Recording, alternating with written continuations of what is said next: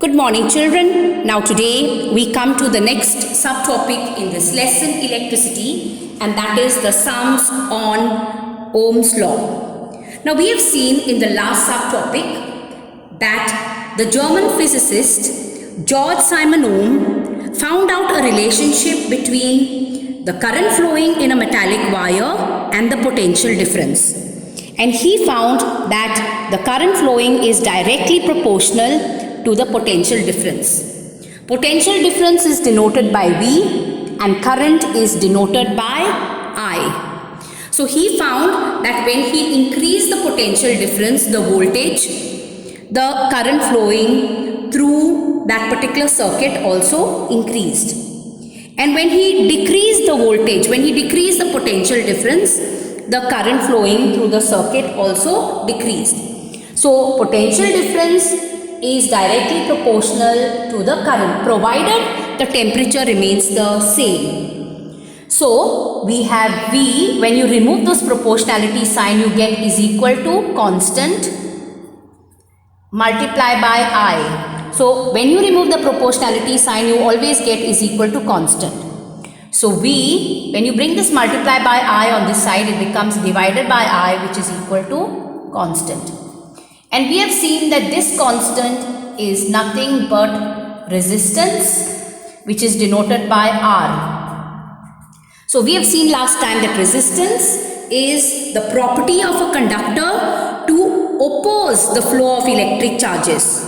So we have seen that basically that conductor is made up of atoms, that metallic wire is made up of atoms. And when electrons flow means electric charges are flowing, the motion of these electrons is retarded, is opposed by these atoms which make up the conductor. So we have seen that some substances, some components basically draw a lot of current. That means their resistance is low. Some resist more, so they will draw less amount of current. Is that clear to all of you? So we are going to use this particular formula, V upon I is equal to R, or it can also be V is equal to I multiplied by R. Okay, so we are going to use this formula while doing the sums. Have you followed?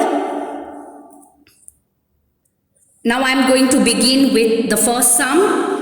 The resistance of a filament of a bulb is 1000 ohms. So resistance of the filament is 1000 ohm. When you see this unit ohm, you should know it is resistance. So resistance is denoted by R. So R is 1000 ohms. Calculate the current flowing through it. So you have to calculate current. Current is denoted by the letter I when it is connected to a 220 volt source of electric current. Volt means potential difference. V is 220 volt. Okay, so resistance is 1000. 1000 ohms means resistance is 1000. Calculate the current, so calculate I, and 220 volts is the voltage, the potential difference. So we use the formula V is equal to IR, or V upon I is equal to R, same thing. So V is 220 is equal to I multiplied by R is 1000. So I will be equal to 220 divided by 1000. This 0 and this 0 cancels.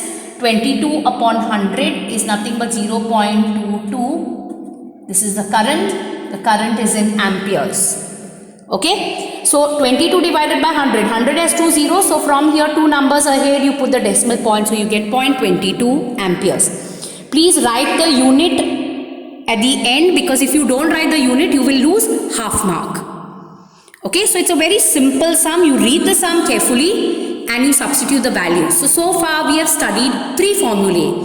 The first one was electric current I is equal to Q upon T. The second one was the potential difference V is work upon charge. V is W upon Q, and now the third one is V is equal to IR. Okay, now we come to the next one. when a device is connected to a 220 volt source of electricity. So V is 220 volt. A current of 0.4 amperes flows through it. Current is 0.4. Calculate the resistance. So you have to find R. What is the value of R? So from here we can say that V is equal to I into R. We use the same formula. V is 220. I is 0.4 multiplied by R. We will keep R on the right side only. We will keep 220 this side. So when you bring 0.4 multiply by on this side, it becomes divided by.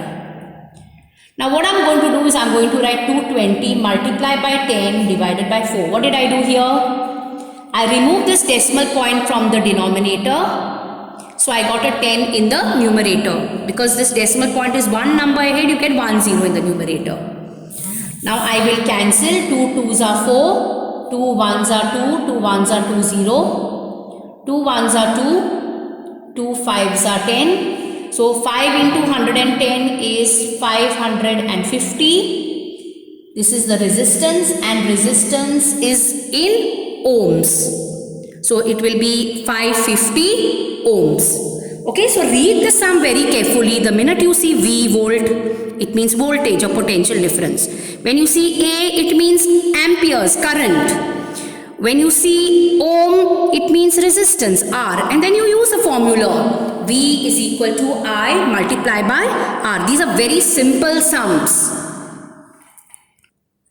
Now we come to the third sum. The potential difference between two ends of a resistor is 12 volt. So potential difference is V. V is 12 volt. Okay. If its resistance is 100 ohms, resistance is 100 ohms. Find the current flowing through the resistor. Find I.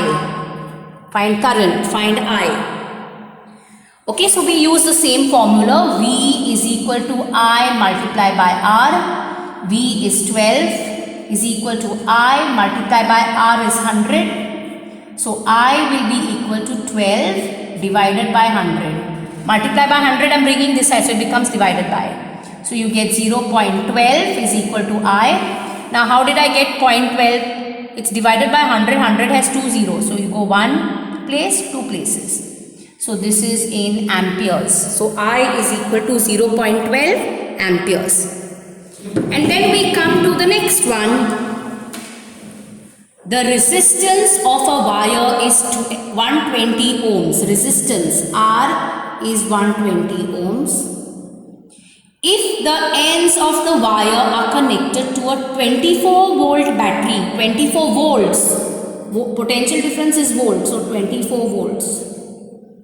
Calculate the current flowing, calculate I. So same formula, V is equal to I multiplied by R. V is 24 is equal to I multiplied by R. R is 120.